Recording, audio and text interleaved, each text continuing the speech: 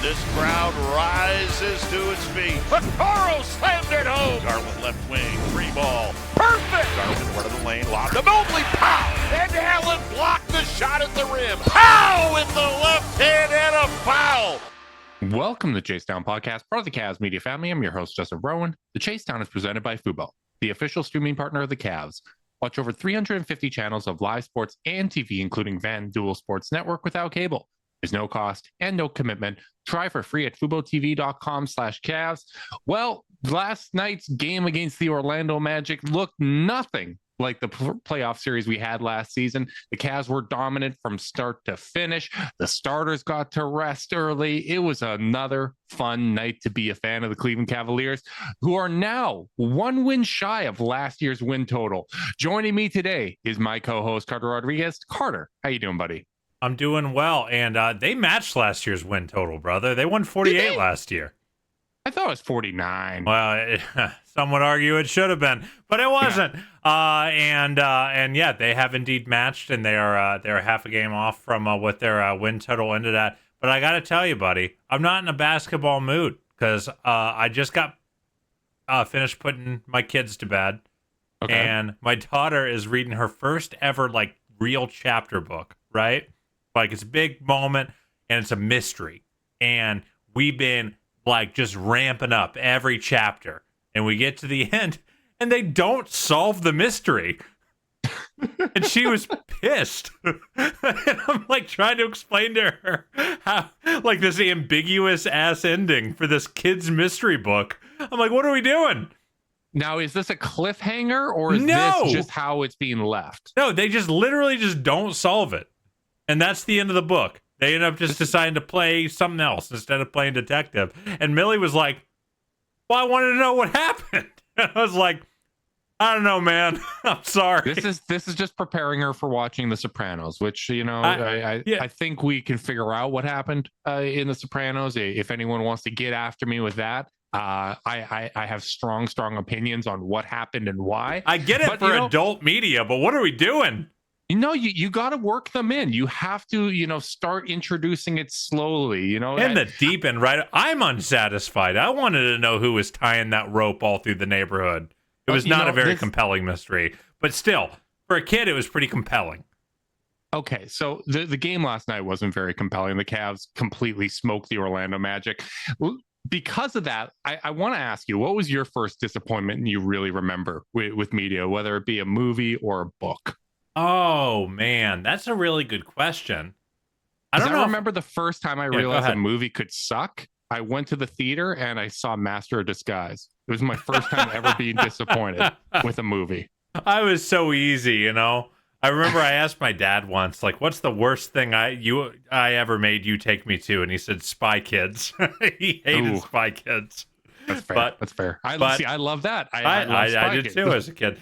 I was easy to please as a kid, so I can't remember. I was definitely older, I feel, than others. But Master of Disguise truly was an awful movie.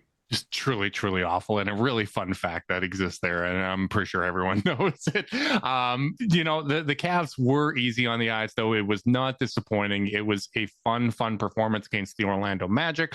Obviously, Orlando missing some key players. Jalen Suggs, his absence has really been felt by them. But they did have Paolo Banchero, Franz Wagner, Wendell Carter Jr. called it a must-win game for them. And, you were expecting Orlando to put forward their best shot, right? I think we talked about this coming out of the All-Star break, that there's going to be teams looking to set the tone heading for the postseason. The Cavs are going to be that litmus test team for so many opponents. And for Cleveland to come out, have, a start to the game where neither team was really hitting a ton of shots, but just kind of keep going at it, getting quality looks against Orlando. And eventually, once those floodgates open, DeAndre Hunter helped kick those in, by the way. But once they opened up, they just didn't close for the rest of the evening. Kind of felt like Hunter's first, marquee moment with the team. He had a couple big threes in other games, but it was he took, I felt like that was the line of demarcation for the game, where it was this is close, this is close, this is close. let me hit 3 straight threes and open this game up in a way that Orlando never kind of regained contact. Yeah, it really was. And, Max Strus got them going early. I said in our game threads in the Discord that, hey, when Strus hits his first one, he's probably going to heat up, and he did. Really nice shooting night from him. And, it's funny to look back and reflect on last year's series against Orlando, because obviously how you play, like when you play a team during the season matters a lot, right? Teams naturally go through ebbs and flows. They have peaks and valleys. So you can't look at this win over Orlando and say, yeah, that's last year's team. They're playing well. They're not playing well. Like you can't take too much away from it. I still couldn't help but feel how stark the contrast was from last year, where last year Donovan Mitchell playing through an injury was everything. Like he was the one that needed to get everything going offensively. If it wasn't him scoring, they just struggled to generate consistent offense. Darius wasn't contributing how he wanted to at that Garrett point. Was gone. Like just up and down the roster, they had so much trouble generating offense against this defense. And for all of Orlando's struggles, they are still the number 2 defense in the league. So on a night where Donovan only gets 11 and 5, and not because, he's shooting poorly and they're locking him up or anything like that, he just didn't need to generate offense in that way. But for a night where he contributed so little from a box score perspective, no Darius in the lineup, for them to score as comfortably as they did against this good of a defense, I think it just goes to show you how the evolution of this team has really taken place, where there is so much depth and there is so many guys that can contribute in a variety of ways. Yeah, I mean, he wasn't really even playmaking that much. He led the team in assists. 11 and 5. But like at the end of the day, like I just felt like they were running their stuff, and their stuff was yielding really, really good looks. And Strus was phenomenal, absolutely phenomenal. I thought one of his best games of the year, especially as a shooter. And between Strus, Hunter, and Jerome, plus just a dash of Isaac Okoro, like you got all the scoring you needed for the entire game. And those 4 or 5 guys are really all you needed. And that's not including, Jarrett or Evan, who had 17 on 9 shots. It was a real testament to the depth of the roster, a real testament to in a way, it's kind of what this week has been about. You go up against the Knicks and you go, oh, we ain't the same team anymore. Yeah. We can kill you in 100 different ways. Thank you very much. And then you go against the Magic and you say, oh, we ain't the same team. You ain't either, but we definitely have gone up several notches. So if you were hoping tonight was a night to prove that you were, what you were last year, you're sorely mistaken. I mean, how many crises of confidence have the Cavs caused this year, by the way? It's just that's been their hallmark trait is sending teams into absolute shambles. And then, you look towards Friday and the same thing presents.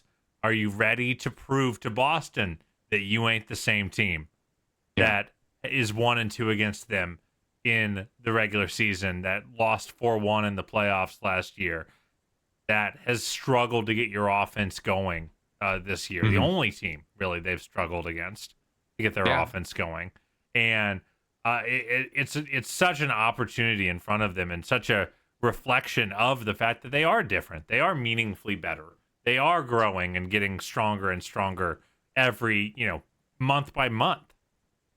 It's what I find really interesting, right? Like Matt Moore had a conversation about how he firmly believes that there's such thing in the regular season as peaking too early, right? And I think that there is something to that. My argument would be, at least when it comes to the Cleveland Cavaliers, you cannot make an argument that they've peaked in the regular season, because when your starters aren't playing more than 30 minutes and you're experimenting and you're giving guys run, I understand the net team results have been phenomenal, but you're not throwing your fastball. You're not doing that on a consistent basis. So unless you're artificially like trying to hold down the success of guys like a DeAndre Hunter or Ty Jerome so that the net rating doesn't spike too soon, like you can't make an argument that they're peaking too early. And I really, really find it interesting because on the way up throughout this kind of team building process with the Cavs, we kept looking at markers around the NBA, right? Like you're always going to think you're special because that's just human nature. You're always going to think you're the main character of the universe. That's just the way that it is. So you think that your guys are going to achieve their ceiling and you're going to reach these heights. But when we were interviewing people from Orlando and Atlanta and Toronto and all these other young teams that were on the rise, it was an open question of which of these kind of young cores was going to take that step forward, right? There was debate around the draft of Evan Mobley or Jalen Suggs. And, when Mobley was picked, people said, hey, we're going to see what happens in a few years. It's going to be interesting to track these two teams. And, I think once again, Evan Mobley had a phenomenal performance. He's been a big part of this team's success. I think we've won in his career at a 54 win pace when Evan Mobley's in the lineup. So like, obviously he's a big part of it, but it's just amazing to me that this Cavs team has really put themselves forward in comparison to teams like Orlando, and not to mention the other teams that we interviewed like Atlanta and Toronto and some of the other young cores that we thought might be growing alongside the Cavs. And bro, this is where I just keep going back to the fact that they made the right choices on the road. They didn't miss. They didn't bail on anyone too early. They didn't hang on to anyone too long. Really, with the only exception you could really make is the JB argument. But at the end of the day, like that, their roster construction has held firm, and I still fundamentally believe that giving him another year was the right call. Like but certainly I felt like it was a philosophy. defensible call, and one I think both of us wanted them to make. So we certainly aren't going to play. Hindsight is 2020 here. But they've just made the right calls, and I forget who it was. It was either S or Matt Moore that was like, man, I just feel so bad for the Kings. They had 1 year of being fun and on the rise, and now everything's kind of a mess again. And that just kind of goes to like making the right calls, investing in the right players, getting lucky in the right ways. Like I tweeted during last night's game, with 4 minutes and 17 seconds left in Game 7 of the first round against the Magic, the Cavs were down 18 points. And sure, you can credit organizational philosophy and fortitude, but also how much credit do you have to give to the players for gritting up, making that comeback? Thank you, Donovan, for going absolutely ballistic in the second half of that game and getting us to the second round, because I don't know if any of this happens. The whole math changes if you lose again to a less talented, more physical team in the first round. And so some of this stuff does just exist on a knife's edge at the end of the day. And I just keep going back to the word grateful for the season they're having, because there's a trillion roads, a trillion outcomes, not to go, full Doctor Strange on you, but there's a lot of outcomes where this isn't happening. So the fact that we're in the timeline that it is, I'm very happy. Yeah, well, I think, as you corrected me, that we have already matched last year's win total, and we've exceeded our Vegas over-under for the season, at least the initial line already. I think it's a good time to kind of reflect on that, because let's be honest, 48 wins is a pretty successful season. That's better than a lot of teams get to. I forget how long it's been since the Washington Wizards have had a 50-win season, but a lot of fan bases don't get up to 48, right? There were so many years that we've been podcasting and covering this team where just getting to 500 seemed like a tall kind of hill to climb. And we're just reflecting on last year of everything that the team went through and just, how difficult some of those stretches were. This rocks, man. This has been a lot of fun. And I think it's a big part of why, at least for myself, I've always tried to compartmentalize both the regular season and the playoffs.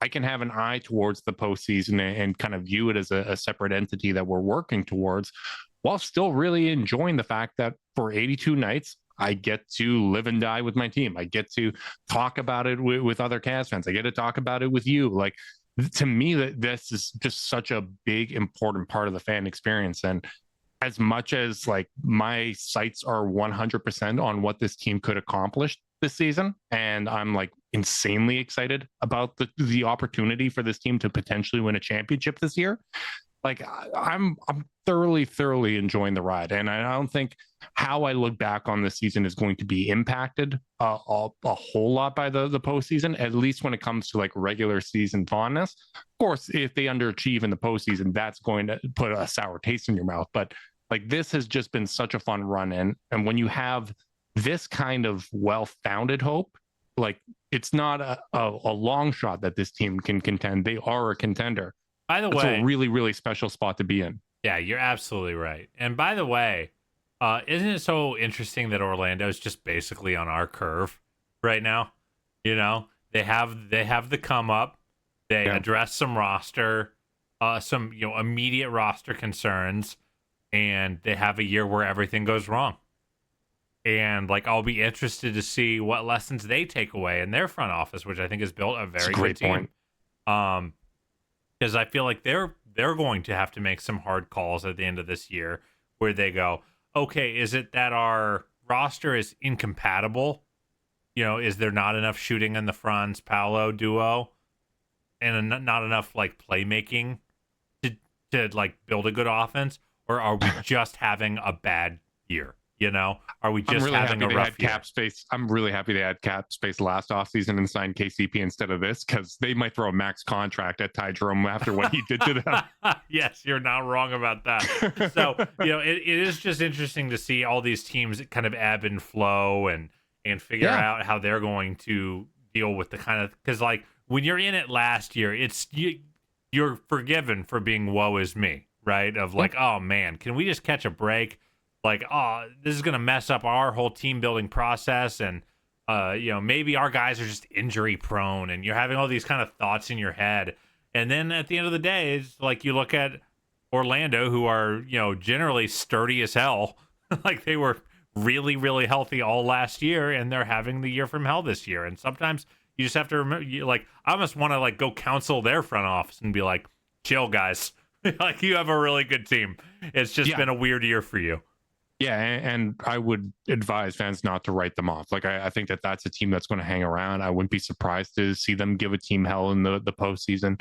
I think that they are going to have longevity. I think that's a team that's going to be someone that we're going to have to, measure ourselves against still in the future in the Eastern Conference, and is going to be coming for the Cavs. But I really think, kind of that key takeaway of we have so many more guys that can contribute, that can initiate offense, that can finish plays offensively.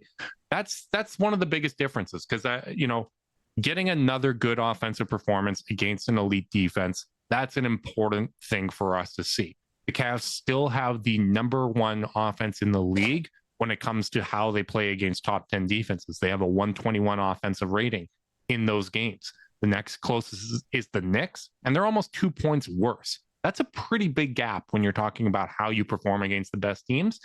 But you brought this up to me recently in a conversation, and it's something that I've been meaning to touch on, is back in 22-23 when the Cavs lost to the Knicks, they had the number one offense against top 10 defenses in the league.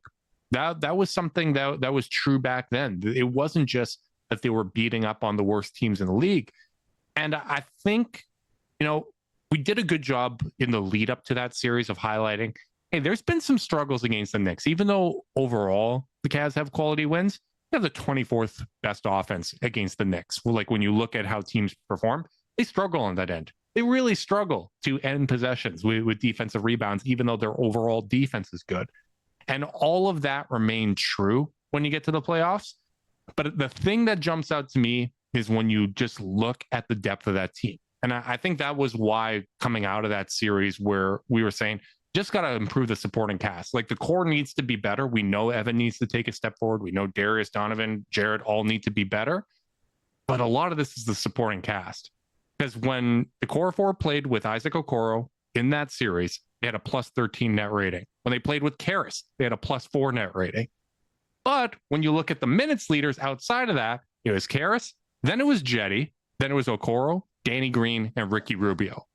We are in a much different scenario this season. And that goes beyond just, recognizing how much better every member of the core four is now than they were back then. Well, that really does set up my point that the Cavs are, we've talked a lot about the Cavs' depth. We've talked a lot about 48 minutes of hell, about them not having to play any lineups that just kill them. And no one else gets to do that, really. And I went ahead and just looked at their 25 most played 5-man lineups this year. Mm-hmm. Only 6 of those 25. And by the way, like the 25th is like they've played 30 minutes together. So this is like, these are some of these lineups have barely played, even down at the bottom. So it certainly is top heavy. And only of the top 25, only 6 of them have a negative net rating, and only one of them does not feature players who are no longer on this team. Mm-hmm. And that one lineup is like the 8th most played lineup, and it's like -2. It's not like they don't have any like, well, we play this at 4 to 5 minutes every game, and it always gets shellacked. Like, they don't have that. Every single lineup they play is consistently good against every opponent. And that is such strength. And that's not strength at the bottom of your roster in terms of your depth. While I think the Cavs have that, I think the fact that their the middle class of their roster works so well in so many different ways with the upper class of its roster that you just don't play. There's no lineups that can't succeed. And that stuff bodes so well, given that the core four in the playoffs has always performed well. That's not to say they've always performed well on offense, which will remain my angst. I was really hoping that when you mentioned me looking up their offensive rating 2 years ago against top teams, I was almost hoping it was bad, so we could be like, well, look at it now. So, at the end of the day, we're not gonna find the silver bullet that makes us feel like the offense is gonna still put up 120 per 100 possessions in the postseason. But so we have to find all these other anecdotal things to try to piece together the case for why it will be different this time.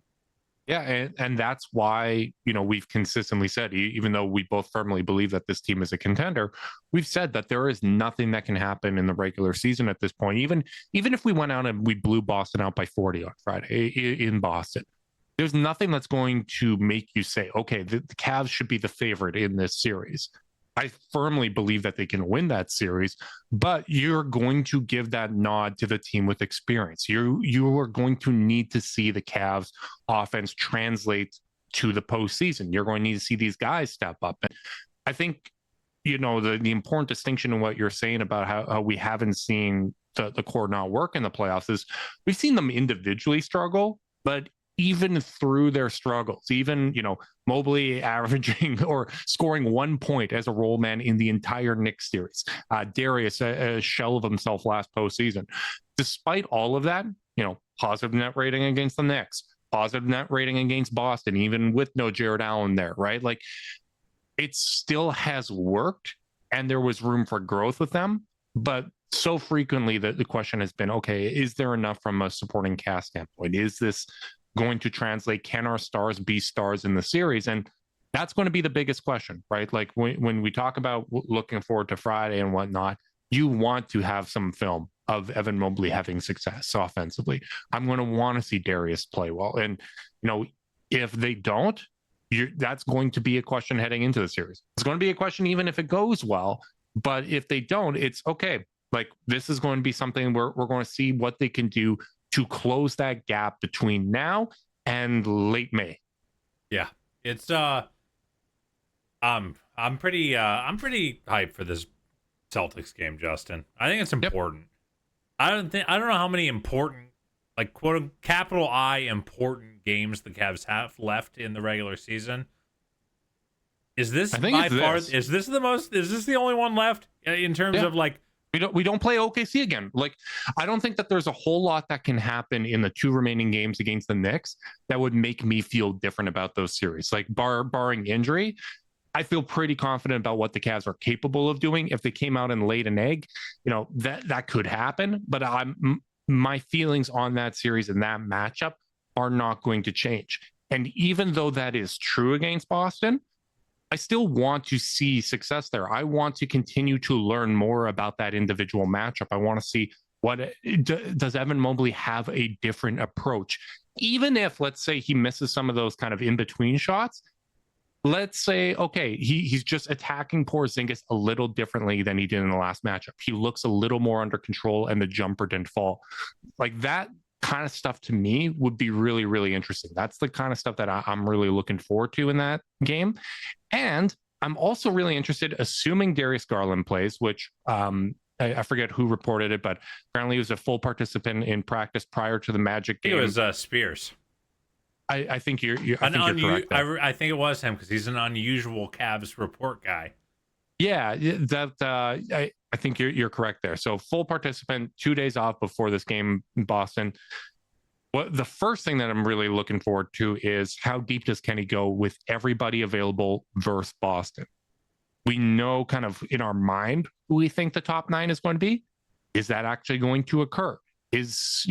Are the core going to play really well against them with Max Strus again? Like that worked really well in the last game, but it's a small sample size. Like all these kind of little things that I want to learn about the matchup. I hate that we have to wait until matchup 4 to see the team fully healthy against Boston and kind of get an idea for how Kenny's going to deploy them. But I'm really interested to kind of keep an eye on that in that game. Yeah. And by the way, do we know their top 9? Do we, Justin? I said we have an idea in our head of who we think the top 9 should be, but I still think Kenny's going 10 in this game. Like I don't think he's going to trim it down to 9, but I think we know who the top 10 at least is going to be. Yes, I think that's certainly fair. And that's what I'm actually most interested to see is, will he trim it down? Mm-hmm. This is a tough matchup for Sam Merrill. They switch like crazy. They don't give him any airspace. They attack him on the other end of the floor. Like, does he just go, hey, we're bigger. We have the ability to play bigger lineups than we did last time around. We're not starting him at small forward like we did in one of these matchups. We have the tools to play the way we want to play without giving up all this size in this particular matchup. Because I do think there are matchups where Sam is going to be super valuable, super helpful in terms of just, using his gravity to destabilize the defense, and places where maybe you can hide him a little easier, either in a zone or, or just in your switching scheme. But yep. I'm interested to see, how bad does Kenny want to win this? And will he, challenge some of his own principles on the road to doing so? Mm-hmm. I expect Sam to play. I think Sam's been playing very well defensively. He's playing unbelievably well, just period right now. I think that he's probably going to go 10, but just how he uses these guys, who he pairs them with, right? I think probably it goes to show you just how deep this team is on the defensive end of the floor. But our worst defender might be Ty Jerome. And even he's got active hands and can be, an event defender at times. I'm interested to see kind of what combinations Kenny uses and kind of what pairings he feels helps him do his best work. Just like Zoom AI Companion helps us do our best work, Carter, because only you can do your best work. Zoom AI Companion can help you do the rest, like automatically taking notes, answering meeting questions, and helping you respond to your coworker. Available at no additional cost with eligible pay plans. Work happy with Zoom AI Companion. I am really excited for this game, man. I hope, obviously that Darius is going to be available. I hope everyone from Boston is. I saw Porzingis was dealing with a bit of a flu, and Brown was dealing with some knee soreness. Yeah, Brown is not playing against Detroit tonight. They're down by 16 in the fourth in Detroit as they go for their 8th straight win, which how about JB Bickerstaff Got to give him a lot of love there. I have a rotational question for you, brother man. Okay. So I know you have been on team start DeAndre Hunter. As you know, I'm on team start Max Strus. Yep. Though I think you've made some very compelling arguments.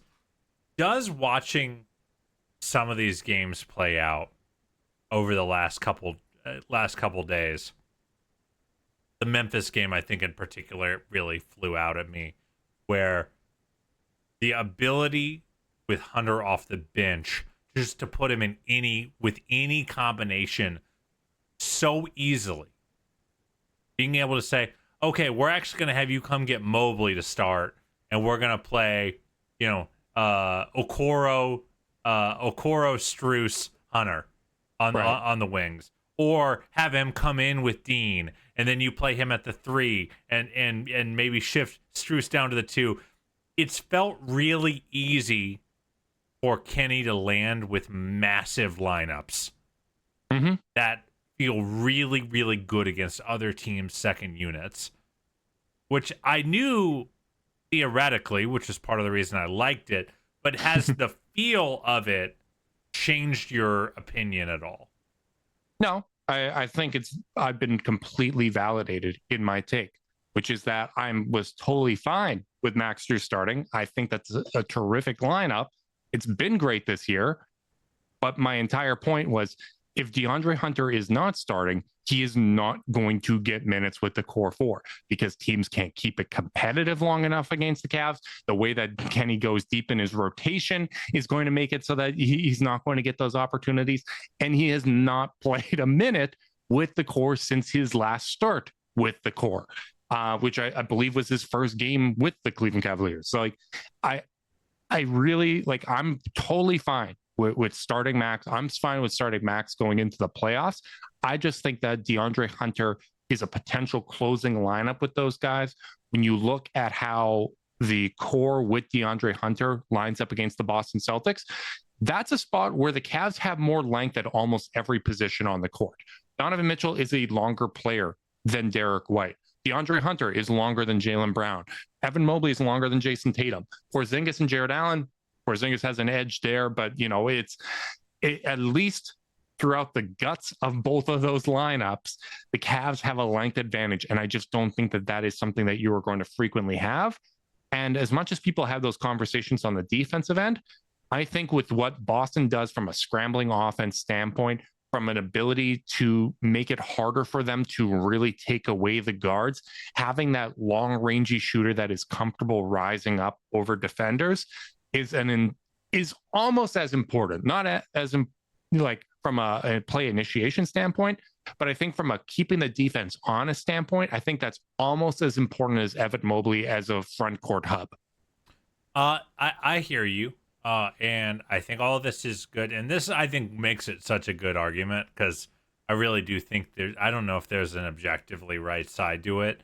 Because where I kind of go is, yeah, maybe he's not going to get a tremendous amount of minutes with the core 4. And that does seem to be seems a little scary, but he's going to get a ton of minutes with 3 of them at a time. Yeah. At the end of the day. It's the whole of my argument. No, you're correct in pointing that out. And the other counter to that is DeAndre Hunter, since he's joined the Cavs, has looked like a seamless fit no matter what the lineup is. He just knows how to play off of guys. It's not like he needs to get some feel for, where does Donovan like to get this kind of pass? You know what DeAndre ain't here for? Passing. He's there to finish plays, get stops, be active. This is I think the crux of it, he's there to finish plays. I understand your point. I think his job is simple enough in both contexts, compared to others.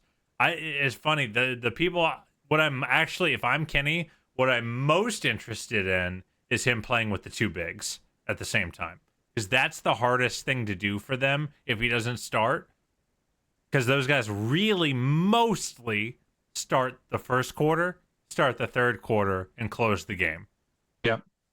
So even though I think he's going to get plenty of time with Darius and Donovan at the same time, and even if it's just one of them, I don't think the Cavs meaningfully change the way they play that much. when Ty comes out there. Like, I think they're pretty much playing the same style of ball. So, like, while there's something to be said about, like, playing with a guy and knowing his idiosyncrasies up close, like, I don't think stylistically his job changes that much. I do think his job changes a little bit with Mobley and Allen together. Mm-hmm. You know, he goes from being a small ball 4 or, you know, being a very switchy 3 next to Dean Wade in those lineups to like, oh, I need to go be like a bulldog at the point of attack, and I need to play defensively differently, and offensively I need to occupy different parts of the floor to make sure I'm appropriate, because your space, it just becomes more crucial to space appropriately when you have less shooting on the floor. So that is the one caveat that I would say is, if I'm Kenny, I am trying, I would like to tweak things just a little bit to get him time with the 2 bigs. But again, I don't think he has to start to do that. But going back to your point, if he's not going to tweak things, then maybe he should start. I don't know, man. It's a tough question to solve for. And honestly, I completely agree with you. Yeah. I think that as a front court trio is more important than playing with the guards. Like Darius and Donovan, they're going to figure it out. I like their job initiating the offense isn't going to be that different. I still like, I do believe that DeAndre Hunter in that spot at small forward alongside the 2 bigs, it's going to be a pretty easy role for him, right? Like just because it's 2 bigs, the way that they play is very similar to how they play even when they are going 4 out, right? Because you're going to see, you know, Jared Allen and Evan Mobley up at the 3-point line, even when they're both there, right? Like just from a screening standpoint and just the variety of offense they run, the spacing is there because you have to account for them defensively as a screener. You can't just say, oh, you know, it's Jared Allen setting the screen, I can sit back in the paint. No, Donovan and Darius are going to kill you. The second and third actions here are going to kill you. So you're going to have spacing from that standpoint. But I just want to get the reps in, man. Like even going into this game, I'm a little uncomfortable that if they do play minutes together, it's the first time they play together since they played the Toronto Raptors, and the Boston Celtics are not the Toronto Raptors. Like I want to see it. I want to see it. I think really what it comes down to is I'm not worried about the starters against Boston. I'm worried about second units. I think our starters can and should be able to hang with their starters who don't even have a positive net rating on the season. Shouts to you for that stat. Unbelievable. So like where we've lost is in those second quarters where they make a run and we've got, you know, Darius or Donovan getting caught on Kristaps' hip and George Niang trying to protect the rim while Evan is guarding Derek White on the other side of the floor because you can't leave him. That's the stuff that kills us. That's the stuff that killed us last year. And until I'm proven that that's not what kills us, I'm going to roll with the thing that has empirically made this matchup hard for us. Yeah, and, you know, one game where Max started against Boston, they had a plus 19 net rating. If you look at, so take that first matchup against Boston where Sam Merrill was starting at the 3 and Ty Jerome played a bunch of 3 and we didn't have a single wing available. If you look at the 2 kind of subsequent games, core 4, when they're on the court, no matter who they were with, had a 101 defensive rating. That's going to hold. How we play against them defensively, I'm interested to see how it changes now that when we go to these, you know, second unit lineups, you're able to have Dean Wade out there. This is going to be the first time that he's played against Boston this season. You're going to have DeAndre Hunter out there. You're going to have more length than you had in the past. But it's not even with that length, I'm not interested in changing up the scheme of how we played against them. I'm okay with, you know, them continuing even with the length. If they want to take Jason Tatum mid-range jumpers against Darius Garland, he can take 19 of those for all I care. Like, even if he hit 60% of them in this game, I am going to live with that trade-off. And that would be an outlier because he is a bad mid-range shooter. He is like a 30th percentile mid-range shooter, and he is shooting terribly versus Darius this season. Here's where the length helps. It's not that it allows you to execute the scheme you already have better, because Darius is still going to get caught on Tatum, And every now and again, Tatum's going to beat Darius, and you're going to need to help. Okay, that's fine. And every now and again, Darius or Donovan is going to get caught on Porzingis on the nail, which is the scariest. I think that's the number one thing that has made the Cavs look like crap against Boston, is when one of the guards gets caught with Porzingis on the nail. He can throw it anywhere. All of his passing lanes and angles are super easy. He attacks. They have to put 2 on the ball. Game blouses. That is the worst thing that happens against the Celtics for this Cavs team and this Cavs scheme. However, what this length allows you to do is tag people the F out. That's what you need to be able to do, is when they run an off-ball action to go get Darius on Porzingis, someone like Hunter can tag him out and close, and then they can use all that length to close those cross-court passes for open threes that otherwise they can't close out. They can, and then once you get Wade or Hunter on Porzingis, he's still a really good post scorer. Yeah, every now and again he's gonna kill you, but like there are certain things with a team as good as Boston that you just have to accept might happen defensively, which is, by the way, why I remain most worried about our offense, because I think we can control that better. But like those are the kinds of sacrifices I'm willing to live with. I'm not really willing to live with Darius Garland in a post up on an island against Kristaps Porzingis. No. And by the way, neither is Kenny Atkinson, because they've had to put 2 on the ball. And 2 on the ball against Boston is death. Yep. I totally agree. Like that's the one spot where I don't think you can just guard them straight up, right? Like everywhere else, I am fine with guarding them straight up. And like when Tatum gets on to Garland, it reminds me a lot of when the Spurs put Boris Diaw on LeBron, where it's like, all right, this is going to bait him into his worst habits. He is going to take a pull-up jumper, a mid-range jumper every single time, and we're going to live with that. If he decides to go to the rim, which this is the same thing with Tatum and Garland, when he goes to the rim, we are going to have help defenders there. We're going to have Evan Mobley and Jarrett Allen, just like they had Tim Duncan and Thiago Splitter out there, able to, disrupt some of those shots at the rim. The Porzingis thing, that's going to be interesting. I'm going to be really, really interested to see who ends up on him, how they're able to tag out and get the length there. DeAndre Hunter and Dean Wade, I think, can both. Like, I will live with Porzingis shooting over DeAndre Hunter or Dean Wade, even if he's hitting those shots. That is almost every single player on the Boston Celtics, if they are shooting over a Cavs defender and you're not bringing to the ball and you're not giving up these wide open looks and opportunities, I will live with that. The one exception is Porzingis on Garland or on Mitchell or on Ty Jerome or on Sam Merrill. He's just not getting contested at that point. He's just not. No, that is like the extreme example of where I'm like, I hate the whole shoot over guys kind of talking. Well, he's 7'3". No, that guy is massive. When it's a foot difference, it's a difference. Can we talk about the other side of the ball? Because that's where I remain the most focused. It's where the Cavs have had the biggest drop off. They have a 122.1 offensive rating on the season. They're like 113.8 against Boston. They are not losing these games on the defensive end of the floor. They are losing them on the offensive end of the floor when they've lost.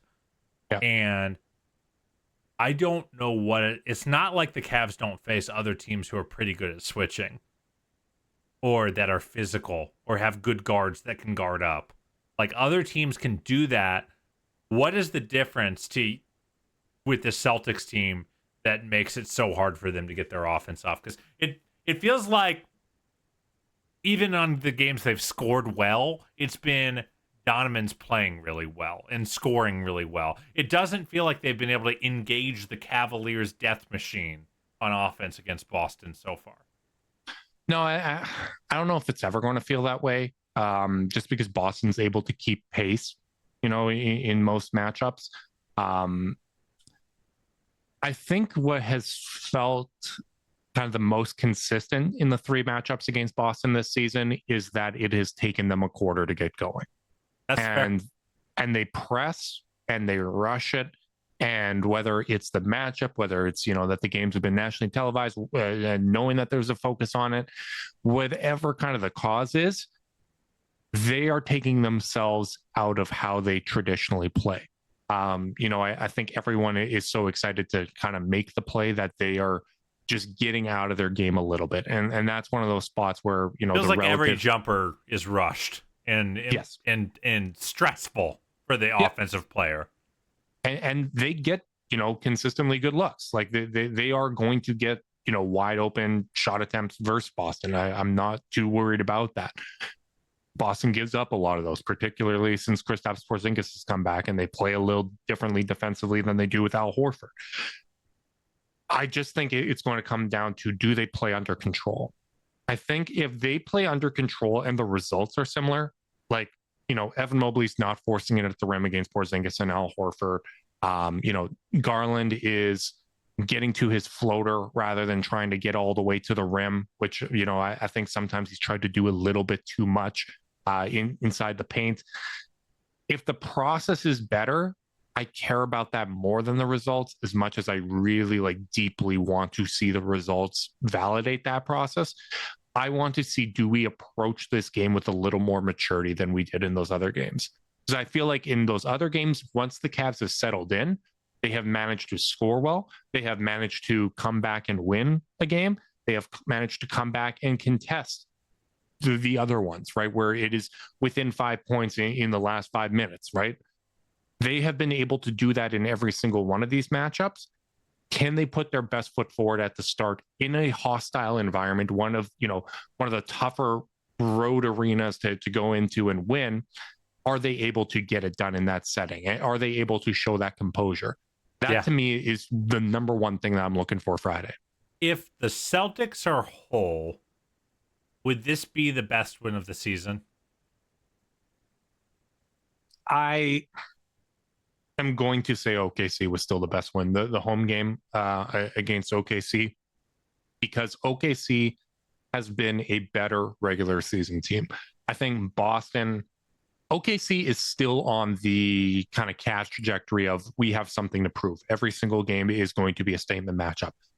I think the Cavs could come out and punch Boston in the mouth, and it wouldn't change how the Celtics feel about themselves going into that series. They've already got their wins against Cleveland this season. If they split the season series, I don't think it means as much to them. And honestly, OKC should probably be the title favorite. If there's a series against Boston, I think that they can get Boston. I think they would get Boston. Yeah, I would pick them in a series. I don't believe Boston has beat them this season. The Cavs are having a historically good year, and OKC by the metrics is a lot better. Yeah, it's I think that was the best win that we had. It particularly it being at a time where it's like, okay, can the Cavs get a statement win? So much buildup, like a week worth of buildup by the NBA partners. You get all these kind of interviews and all that kind of stuff that could add pressure to that matchup. I just don't think that this Friday game is going to be kind of felt the same way. And our buddy Anthony Lima brought up a terrifying possibility on the radio. I think it was today, where he was saying Joe Mazzulla's a big mind games guy. Wouldn't be surprised if he rests some guys. Don't let the Cavs get the tape, take some air out of this matchup. Oh, that would be infuriating. I'm going to be resentful if they're not, I'm going to blame Lima. Healthy. I'm going to blame him too. You know what? And we know that he is a listener and supporter of this here podcast, and we love you, Tony. But I'm going to blame you for speaking that in existence if it does occur. Yeah, that would be disgusting and unethical, and couldn't possibly be me. It's. I will say that the Thunder game probably is the best win of the season.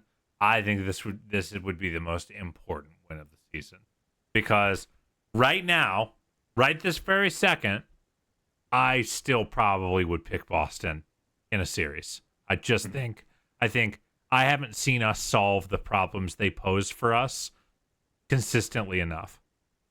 If they go out and Boston goes out fully healthy in the Garden and we show something, we put up a 125 offensive rating, I do think there is that's meaningful to me to see the offensive engine get going. So I think it could be our most important game of the season. Kind of one way or the other. Because if they come out and put up another, they fall down 14 and get it back to 4 and ultimately lose again, I think we're past moral victory season with Boston. Yeah. I think they got to go win. They got to go show that they have solved the problems that this Boston team poses for them, or at least have solutions for them. I think that's probably a better framing than solved, because you don't really solve a team this good. No, ever. No, it's going to come down to execution. You play the series over 10 times, you might get different results every single time. The live chat is booing me right now for saying that. I'm in trouble. Good. I was going to say there's two things I would want to add to what you said, and the first I think is just an honest assessment of who I am as a person. Even though I've said there's nothing the Cavs can do to make themselves the favorite in that series, if I'm being honest with myself, if we were doing a series preview, if I feel there's even a 10% chance the Cavs are going to win the series, I'm going to pick them in that series. This is the most unfair thing about our podcast dynamic, because if I think there's right and you're wrong, if I think there's a 45% chance the Cavs will win, I would pick the other team. And if you think there's a 45% chance, because I'm just literally saying what I think is most likely to happen, I'm being an honest, objective statistician, and you're sitting here, playing to the crowd and never show me the odds. And literally saying that you think that they have a 10% chance of winning, and yet you get the bonus points for picking the Cavs. This is sickening. Look behind me, Carter. There's a little plaque I'm getting destroyed right now. This live chat's horrible for me. There's a little plaque right behind me. It has a piece of the floor when the Cavs came back from down 3-1. Don't tell me the odds. Don't tell me that the Cavs can't overcome the percentages, the odds. I didn't. I didn't tell you that. I have faith. I have belief. I bleed wine and gold here, man. This is what I do. I also have a caveat for you where I will change my mind and say that this is the most important win. If we go into this game and Evan Mobley looks like the best player on the court, if Evan Mobley comes out and he has, a 28-10 or a 28-15-8 game against the Boston Celtics, I will say that this is the most important win, because I still firmly believe Evan Mobley, how far he is able to elevate himself, is going to dictate how far this team can go. How far whether or not they can win a championship, Evan Mobley needs to be at that level. As much as I want to see Darius and Donovan play well, I know that they are capable of it. I know they're also capable of struggling in the matchup against two elite defensive guards. Evan Mobley needs to be that game breaker. So if he comes out and he looks like he did against the Knicks, where he looked like the best player on the court, that is going to be a very meaningful thing for me. And I will amend my stance. I will say, though, he did have 21, 10, and 7 in that game against OKC. He was pretty goddamn good. He was pretty good. But again, I just think Boston there's some, Jordan against the bad boy Pistons.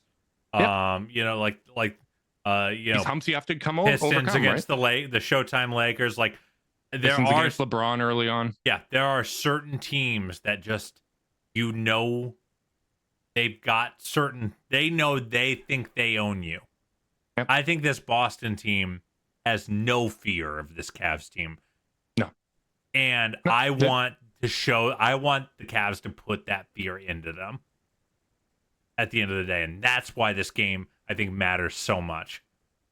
Yeah. And that's really like what's on the line, right? It's the opportunity, the final opportunity of this season to play a contender. All due respect to the New York Knicks and some of the other teams that are kind of on that bubble that, can potentially win any series. But when it comes to the true blue contenders, this is the last matchup that we have against one. We do not play OKC again this year. Yeah. It's really, really going to be an interesting game. We're going to be able to learn more from the rest of the regular season, but this is our last chance to play Boston. And, whether or not we get the 1 seed, fully rested, by the way. Come on, this is it's the time is now, bro. This is the time to make that statement. The last big statement. Here's the thing. Like, the 1 seed isn't up in the air anymore. No. Like, it's, I believe Boston lost tonight. Is that correct? They did. Okay. So with that loss, if the Cavs go 500 the rest of the way, I think Boston would have to go like 18-5 to tie. If the Cavs went 18-6, if the Cavs went 18-6, which is, worse than their season-long pace, Boston could not catch them if they go undefeated. Yep. The 1 seed is not up for grabs here, man. Like, that is barring something absolutely disastrous. Yes. And perfect play out of Boston. Yeah, it's just too hard of a hill to climb. It was funny to see, we came out of the All-Star break with, I think, the 14th toughest strength of schedule. And then after that weekend where we smoked the Knicks and got that win against Memphis, it dropped all the way down to 21st. I haven't seen where it went after the Magic game. We're up to 19 now. Okay, so 19th, like, it's already fallen off a whole lot. So I'm really, really looking forward to this game. I'm hoping that Darius is going to play. I think, the signs are at least positive in that direction. And, let's hope that there's no Joe Mazzulla mind games here. Oh, man, I hope not. I mean, I'm too hyped. One thing that plays in our favor is it's a national TV game. So the league does care about that kind of stuff. What a run. I don't know if we ever had this many national games in a row in the LeBron era, bro. This is bananas.